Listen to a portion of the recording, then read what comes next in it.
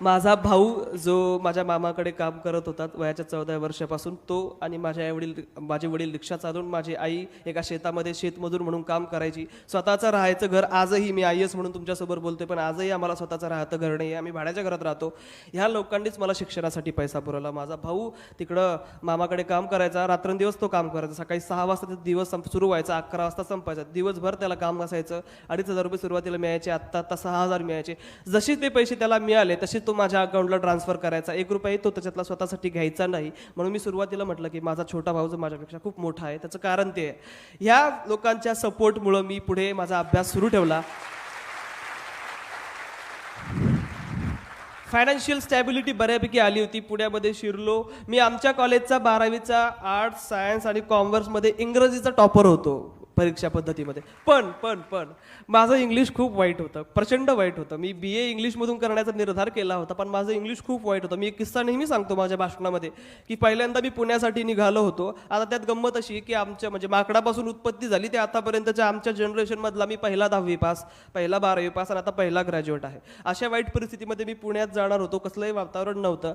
पुण्यात जायला निघालो. रात्री 11 वाजता ट्रॅव्हल्स होती. ती ट्रॅव्हल सकाळी 5 वाजता पुण्यात सोडणार होती. वाघोली आणि हडपसरचा एरिया सुरू झाला आणि मोठी मोठी बिल्डिंग्स होती. तिथं लिहिलं होतं too late too late too late, ज्याचा अर्थ असतो की हे आम्हाला देणं आहे भाड्यावर किंवा विकण्यासाठी. आता मला काही त्याचा अर्थ माहीत नव्हता. मी चष्मा काढलेला होता, मी डोळे चोळले आणि मला विंडो सीट मिळाली होती. मी असं बघत होतो टू लेट टू लेट. म्हटलं टॉयलेटमधला आय कुठं गेला प्रत्येकाचाच. मग पुन्हा चष्मा घातला तरी टू लेटच दिसतंय, म्हणजे आय कुठं तरी गायब झाला, म्हणजे आपल्याच काहीतरी इंग्लिशमध्ये फॉल्ट आहे असं वाटलं. अर्थात तो फॉल्ट होता. पुण्याच्या फर्ग्युसन कॉलेजमध्ये ॲडमिशन घेतलं. फर्ग्युसन कॉलेजमध्ये खूप चांगले मला मित्र मिळाले. भारतातलं एक नामांकित कॉलेज आहे. लोकमान्य टिळकांनी त्याची 1885ला स्थापना केलेली. खूप ग्रेट कॉलेज आहे. भारताचे 2 पंतप्रधान जे होऊन गेले ते त्या कॉलेजचे आहे. त्यामुळे खूप मोठं कॉलेज होतं. देशभरातून विदेशातून विद्यार्थी तिथे यायचे. त्यात मी आपला गावंढळ मुलगा 12वीमध्ये मराठी शिकला. तिथं तुटकं फुटकं इंग्लिश बोलायचं. तिथं मी ॲडमिशन घेतली. खूप मोठे स्टँडर्ड घरची मुलं मुली यायची. त्यांच्या BMW कार्समधून उतरायची. त्यांचे चांगले चांगले विचित्र पद्धतीचे कपडे असायचे. खूप छान प्रकारचे ते इंग्लिश बोलायचे. खूप मोठे त्यांच्याकडे मोबाईल्स असायचे. खाड खाड इंग्लिश बोलायचे. मुलं. त्यांच्यात आपला जिल्हा परिषदेचा शिकलेला 12वी आर्ट्स झालेला आणि आर्ट्समधून तिथं आपलं एक छोटंसं स्वप्न घेऊन विद्यार्थी येऊन बसला. सैराटसारखेच पुन्हा मग वर्गामध्ये क्लास सुरू झाला. तुला काय आवडतं सांग, बुलेट चालवायला आवडते किंवा काय, असं काहीतरी सुरू झालं. आणि मग आम्ही 350 जणांची बॅच होती आणि आम्ही असे सगळेजण बसलेलो होतो. मोठा हॉल होता तिथला. आणि मग झडती सुरू झाली की तुम्हाला काय व्हायचं ते सांगा. आणि माझा शेवटचा नंबर होता. त्यामुळे मी म्हटलं चला आता बघूयात कोणाकोणाला काय व्हायचं आहे. 95% जणांचं उत्तर तेच होतं की मला IAS व्हायचं आहे. बोंबलायला म्हणलं एवढं खडखड भाषेत बोलतायत, एवढ्या चांगल्या गोष्टी यांच्याकडे आहेत, आपल्याकडं तर काहीच नाही. मग आपलं कसं होणार, जर सगळेच हे होणार असतील तर आपण कधी होणार. त्यामुळे माझ्यापर्यंत नंबर येईपर्यंत मी अगदी PSIST पर्यंत आलो होतो UPSC वरून. पण तरी कसं बसं डोक्यात आलं, म्हटलं सर मला पण IASच व्हायचं आहे. आणि गोष्ट अशी आहे की त्या बॅचपैकी मी आज एकटा IAS झालेलो आहे.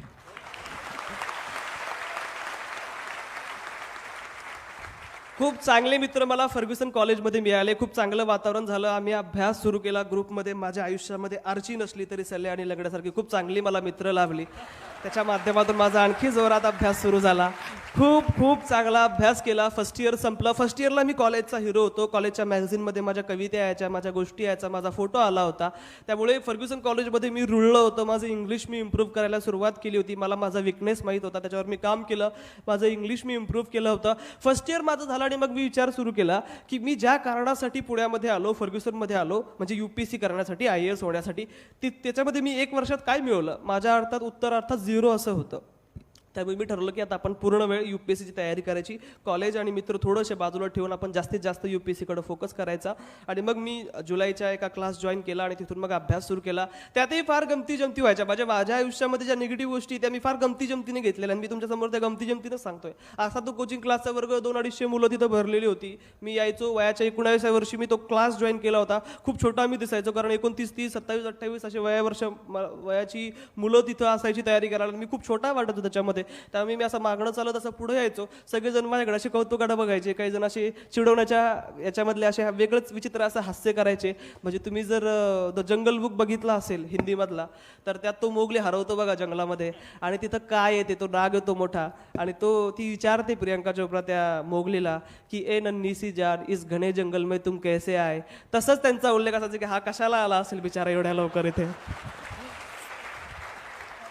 पण मी खूप पॉझिटिव्ह होतो माझ्या आयुष्यामध्ये. मला कळलं होतं की माझी स्पर्धा ह्या 250-300 किंवा देशभरातील 4.5 लाख विद्यार्थ्यांशी नाही आहे. माझी स्पर्धा स्वतःशी आहे. माझ्यामध्ये काही दोष आहे, त्या दोषावर मला बात करायची आहे.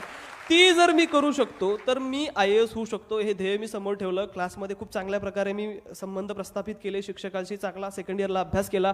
थर्ड इयरला असताना मी प्रॅक्टिस सुरू केली. 4.5 लाख विद्यार्थी पूर्वपरीक्षा जनरली दरवर्षी देत असतात, म्हणून मला माझा पहिला प्रयत्न होता. माझी स्पर्धा खूप मोठ्या लोकांशी होती, ज्यांनी 4-4, 5-5 अटेम्प्ट दिली होती, इंटरव्ह्यू दिले होते. मी पहिल्यांदाच वयाच्या 21व्या वर्षी परीक्षा देणार होतो, त्यामुळे मला जास्त अभ्यास करणं गरजेचं होतं. म्हणून मी 9 महिने आधीच नोव्हेंबरपासून, म्हणजे ऑगस्टमध्ये पूर्वपरीक्षा होती, नोव्हेंबरपासून मी पूर्वपरीक्षेचा अभ्यास चालू केला. खूप छान अभ्यास केला. ग्रुपमध्ये आम्ही अभ्यास करायचो, प्रचंड अभ्यास केला. पूर्वपरीक्षा दिली. पूर्वपरीक्षाचाही माझा असाच इंटरेस्टिंग किस्सा आहे की पूर्वपरीक्षेच्या एक दिवस आधी मी अजय देवगणचा दृश्यम बघायला गेलो होतो. मला मूवीज बघायला आवडतात, पण बाकीचे जण खूप टेन्शन घेऊन अभ्यास करत होते. सकाळी 7 वाजता मी सेंटरला पोहोचलो. करण्यासाठी काहीच नव्हतं, म्हणून मित्राच्या मोबाईलमधला डर्टी पिक्चर बघत होतो, आणि माझ्या बाजूला एक मुलगा बसून इंडियन पॉलिटी वाचत होता लक्ष्मीकांतचं. मी खूप चिल होतो, कारण 9 महिने मी खूप चांगला अभ्यास केलेला होता. त्यामुळे मला पूर्वपरीक्षा चांगली गेली. ऑक्टोबरमध्ये बॉम्ब पडला याच्यासाठी म्हणतोय, ह्या एक्झामचं रिझल्टची डेट कधीच देत नसतात, कधीतरी मध्येच ती डेट टाकून देतात. तो बॉम्ब पडला सप्टेंबर-ऑक्टोबरमध्ये. माझ्या मित्राने, उमेश नाव आहे त्याचं, त्याने मला ते रिझल्ट कळवला. रिझल्ट लागायचा त्या दिवशी मी आणि माझा मित्र, आमची एक हाऊसिंग सोसायटी होती पुण्यातली, ती संध्याकाळी खूप सुंदर दिसायची, त्यामुळे आम्ही खूप फिरत होतो तिथं. आणि तिथं मला त्या मित्राचा फोन आला आणि त्याने सांगितलं की अन्सर, कॉंग्रॅच्युलेशन्स, तू पूर्वपरीक्षा पास झालेला आहेस. माझ्यासाठी ही गोष्ट खूप मोठी होती. त्याची 2 कारणं आहेत. एक कारण म्हणजे 3 वर्ष पुण्यामध्ये मी जो संघर्ष करत होतो त्यातून मला फळ ॲज सच काही मिळालेलं नव्हतं. मी फक्त कर्मच करत होतो, पण फळ मला काही मिळत नव्हतं. दुसरी गोष्ट अशी होती की आमच्या गावामध्ये माझ्याबद्दलच्या खूप साऱ्या गोष्टी पसरल्या होत्या.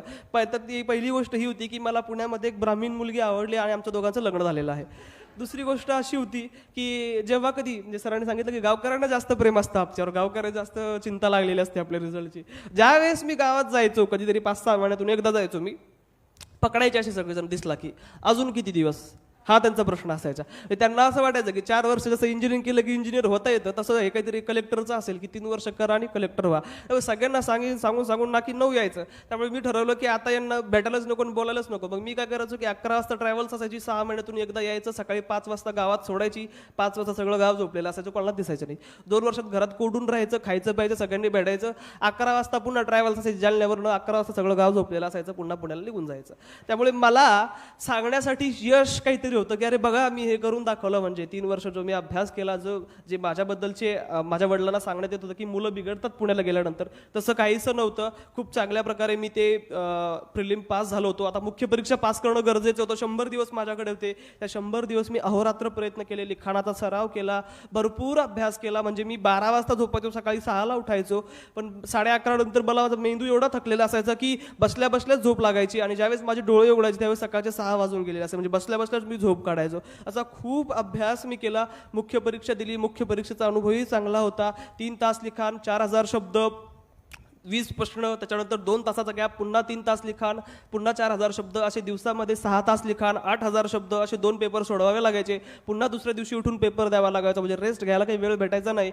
अशा प्रकारे ती एक्झाम गेली. मुख्य परीक्षेचा निकाल 19 फेब्रुवारीला लागला होता. पण तत्पूर्वी झालं असं की माझी मोठी बहीण जी 26 वर्षाची आहे, 15-16 वर्षीचं लग्न झालं होतं, तिचे हस्बंड जे होते ते थोडेसे दारू वगैरे प्यायचे, आणि त्यांना खूप आजार वाढल्यामुळं किडनी आणि लिव्हर खराब होऊन 9 फेब्रुवारीला त्यांचं निधन झालं. खूप मोठं संकट आमच्यावर कोसळलं, कारण माझ्या मोठ्या बहिणीला एक 8 वर्षाचा आणि एक 2.5 वर्षाचा मुलगा आहे, आणि आता होणार कसं हा खूप मोठा प्रश्न होता.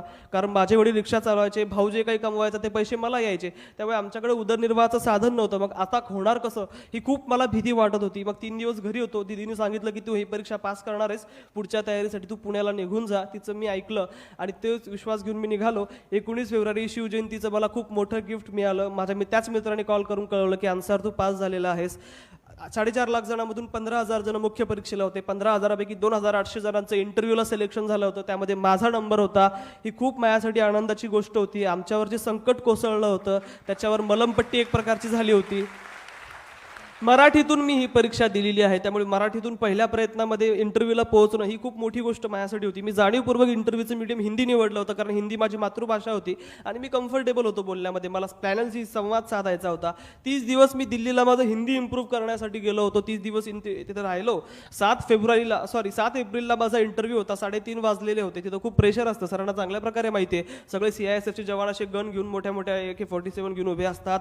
आपल्या आयुष्यातला सगळ्यात महत्त्वाचा दिवस असतो, ज्या दिवशी आपण आपले केस कसे ठेवायचे, पायाचा लेस कसा बांधायचा, कसे कपडे घालायचे. तर खूप महत्त्वाचा दिवस असतो. 275 मार्काचा इंटरव्ह्यू असतो. सगळ्यात महत्त्वाच्या दिवशी मी तिथं गेलो. त्या दिवशी मी खूप छोटा वाटत होतो त्यांपेक्षा, सूट घातला असला तरी. त्यामुळे सगळ्यांना असं वाटत होतं की हा इंटरव्ह्यू द्यायला आलाय का याचा कोणीतरी काका इंटरव्ह्यू द्यायला आलाय असं वाटत होतं. तरी देखील कॉन्फिडन्स ठेवून त्या हॉलमध्ये शिरलो. खूप एन्झायटी थोडी वाढायला लागली होती, हार्टबीट्स वाढायला लागल्या होत्या. 3:30 वाजता माझा इंटरव्ह्यू सुरू होणार होता. तो पिऊन आला आणि तो मला म्हटला, अन्सार शेख कौन है? मैंने कहा सर मैं हूँ. चलो अब आपका नंबर लगने वाला है. म्हटलं हा असं बोलतोयस का, बकऱ्याला कापायला घेऊन चालले? एवढे महत्त्वाचे दिवस आणि अशा प्रकारे बोलतोय. तरी घाबरत उठलो. PK जोशी नावाचं मला पॅनल होतं त्या सरांचं. हिंदीमध्ये माझा इंटरव्ह्यू सुरू झाला. पहिलाच प्रश्न होता की young man what is your age? तुम्ही 22 वर्षाचे आहात का? म्हटलं नाही सर, मी फक्त 21 वर्षाचा आहे. हे बघून ते शॉक झाले होते, खूप आनंदित झाले होते, कारण 21व्या वर्षी त्यांचीच मुलं काय करत असतात त्यांना माहीत नव्हतं. तिथपर्यंत मी पोहोचलो होतो. त्यामुळे खूप आनंदाची गोष्ट.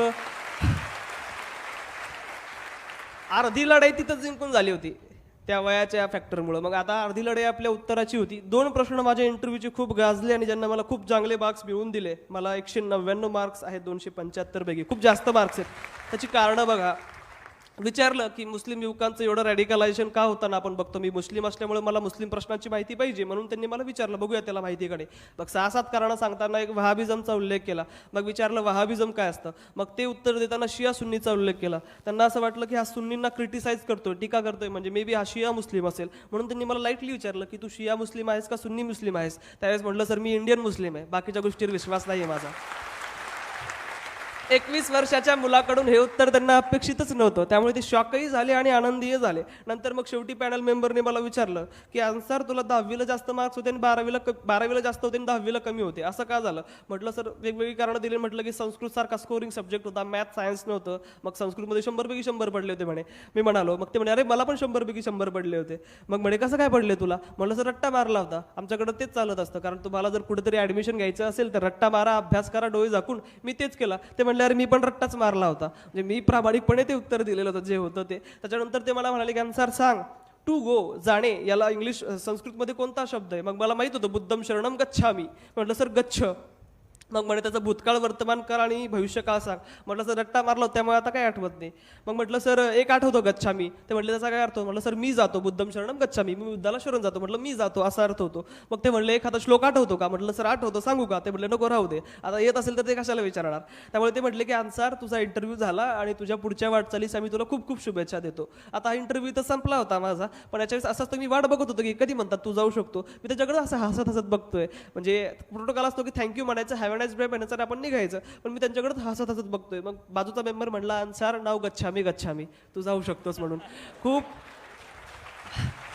खूप मोठा जोक झाला आणि खूप चांगले मार्क्स मला त्या इंटरव्ह्यूमधून मिळाले. आता बॉम्ब पडणार होता 9 किंवा 10 मेच्या दिवशी. पुन्हा बॉम्ब पडणार अशी चर्चा होती की 9 किंवा 10ला हिरोशिमा किंवा नागासाकी आपलं होऊ शकतं. त्यामुळं मी आता त्या दिवशीची खूप वाट बघत होतो. 9 तारखेला माझ्या रूमपासून मी पुण्याला राहायचो, तिथून 10 मिनिटाच्या अंतरावर एक सायबर कॅफे होता. तिथं सकाळी 10ला जाऊन बसलो. 10 ते 4 वाजेपर्यंत इंटरव्ह्यू रिझल्टची वाट बघितली. एक मिनिटं इनटॉलरेबल माझ्यासाठी होता. तरी काही रिझल्ट लागला नाही. मला खूप भूक लागली होती, झोप येत होती. म्हटलं चला उद्या 100% लागेल. गड्ड्यात गेलं सगळं, जाऊन झोपू, जेवू आणि उद्या सकाळी येऊ. गेलो, थोडंसं काहीतरी खाल्लं, पण झोप कशाची यायली, कारण उद्या 100% रिझल्ट लागणार असं वाटत होतं. अतिशय मला अजिबात झोप आली नाही. पुन्हा 10 वाजता सायबर कॅफेत गेलो. ताप चढला होता दरम्यानच्या काळात, डोळे खूप कमकुवत झाले होते, डोळ्यामधून आपोआप पाणी यायला लागलं होतं. एक मिनिटं माझ्या हार्टबीट्स धाड वाढत होत्या. 10 ते 4 वाजेपर्यंत बसलो. बोंबलायला काही रिझल्ट लागला नाही. म्हटलं आता जाऊ द्या, सोडा, सगळं गेलं गड्ड्यात. ते म्हणजे सैराटमध्ये आहे ना की जिंदगी की ये रीत है, हार की बात जीत है, तसं म्हटलं काहीतरी आपलं होईल, आपण जाऊन बसू रूमवर. आणि मी 5च मिनिटं त्या सायबर कॅफेवरून चालत गेलो आणि माझ्या त्याच मित्राचा मला कॉल आला की अन्सार कॉंग्रॅच्युलेशन्स, तू सिलेक्ट झालेला आहेस म्हणून. देशामध्ये देशामध्ये मी 361वा होतो. मी तर देवाला ही प्रार्थना करत होतो की देवा मला शेवटचा काय होईल पण येऊ दे, मला त्या लिस्टमध्ये येऊ दे. कारण माझ्यावर खूप संकटं कोसळलेली होती. मला फेल्युअर अफोर्डेबल नव्हतं. मला पास होणं, स्टेबल होणं गरजेचं होतं. कुटुंबियाची परिस्थिती खालावत होती. त्यामुळे 361वा रँक माझ्यासाठी खूप आनंदाचा होता. ओबीसीमध्ये असल्यामुळे मला IAS मिळणार होतो. त्यामुळे मी खूप खुश होतो. आणि बाकीच्या सगळ्या गोष्टी मग तुम्ही न्यूज चॅनल सुरू आणि इतर गोष्टीकडून तुम्ही बघितल्या असेल. अशा प्रकारे एक संघर्षाचा तो शेवट झाला. आता दुसरा संघर्ष आता माझा ट्रेनिंग नंतर सुरू होणार आहे. तोही मी पेलावेल. पण तो संघर्ष तिथं संपला. वडिलांना पहिला कॉल केला की अब्बा मैं कलेक्टर बन गया. वडील रिक्षा चालवत होते. मग रिक्षाचा आवाज येत नव्हता. म्हणला काय, मला आवाज येत नाही, मी नंतर फोन करतो. म्हणजे एवढा महत्त्वाचा दिवस बोंबलायला आणि त्या दिवशी ऐकायला आहे ना. ठीक आहे. मग आईला फोन केला, सगळ्यांना सांगितलं. खूप सगळे आनंदी झाले. आपोआप डोळ्यातनं पाणी यायला सुरुवात झाली. खूप आम्ही खुश झालो. आणि एकंदरीत त्याच्यानंतरचं माझं आयुष्य 360च्या अँगलमध्ये बदललं. आज तुम्ही मला ऐकताय त्याबद्दल मी तुमचा आभारी आहे. तुमचं मला खूप प्रेम मिळालं. काय शिकायला मिळतं माझ्या या प्रवासातून, आपल्याला काय शिकायला मिळतं? एक गोष्ट, कुठलीही परीक्षा पास करणं अवघड नसतं, कधीच अशक्य कधीच नसतं. ते आपल्यावर डिपेंड करतं. परीक्षा आपल्याला नेहमी पास करण्यासाठी घेतलेली असते. जर आपण नापास होत असतो तर मला असं वाटतं की कुठंतरी आपणच कमी पडत असतो.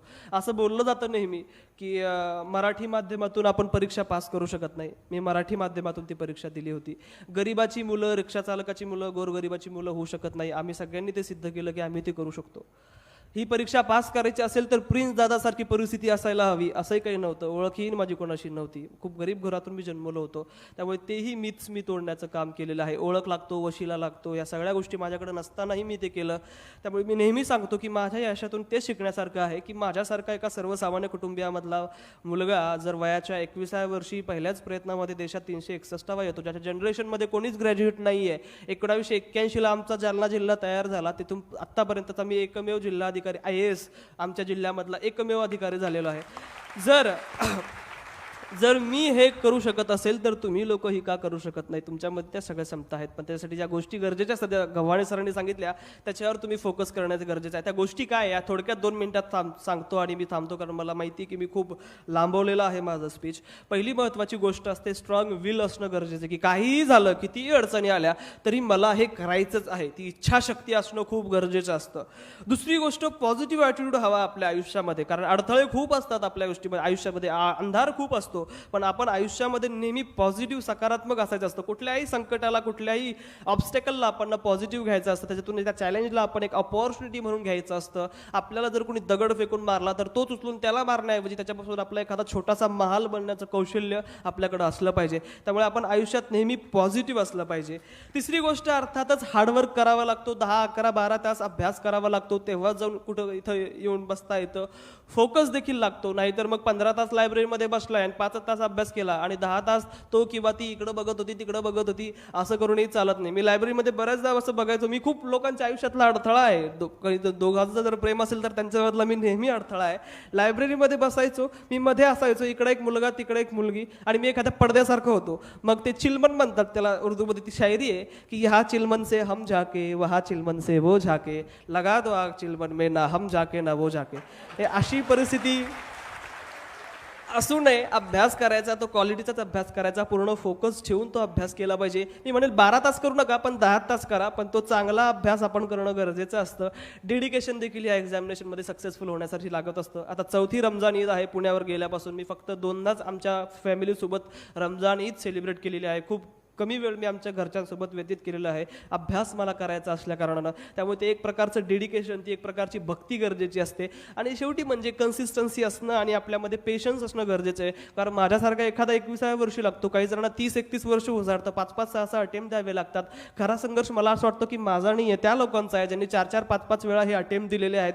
कारण खूप बोर होऊन जातो माणूस अभ्यास करून 30-30 पुस्तकं 4-4, 5-5 वेळा वाचायची, खूप बोर होतं आपल्याला. असं असताना देखील ह्या लोकांनी ते केलं. ते संयम आणि ते सातत्याची ती खरी ओळख म्हणजे ती लोक आहेत. त्यामुळे ह्या सगळ्या गोष्टी जर तुम्ही करू शकत असाल तर मला असं वाटतं की तुम्ही एक्झामिनेशन क्लिअर करू शकता. आणि त्याच्यासाठी पुण्याला, दिल्लीला किंवा अमेरिकेला पण जायची गरज नाहीये. ह्या गोष्टी जर तुम्ही इथं जळगावमध्ये राहून जर करणार असाल तर अर्थातच यश हे तुमचं आहे. शेवटी माझ्या ह्या यशाचं मला काय वाटतं, माझ्या काय भावना आहे त्या शब्दामध्ये व्यक्त करायचं असेल तर पुन्हा मी मूवीजकडे येतो. शाहरुख खानचा ओम शांती ओम तुम्ही बघितलं असेल, त्यातलं त्याचं एक खूप छान डायलॉग आहे आणि तेच माझ्या यशाचं मला वाटतं की काहीतरी मी शब्दरूपात व्यक्त करू शकतो कि इतनी शिद्दत से मैंने तुम्हें पाने की कोशिश की है कि हर जर्रे ने मुझे तुमसे मिलाने की साजिश की है. कहते हैं किसी चीज़ को अगर सच्चे दिल से चाहो तो सारी कायनात तुम्हें उससे मिलाने की कोशिश में जुट जाती है. तुम्हाला सर्वांना पुढच्या वाटचालीसाठी खूप खूप शुभेच्छा. मला बोलण्याची संधी दिली आणि एवढा वेळ ऐकून घेतला त्याबद्दल आभारी आहे. थँक्यू.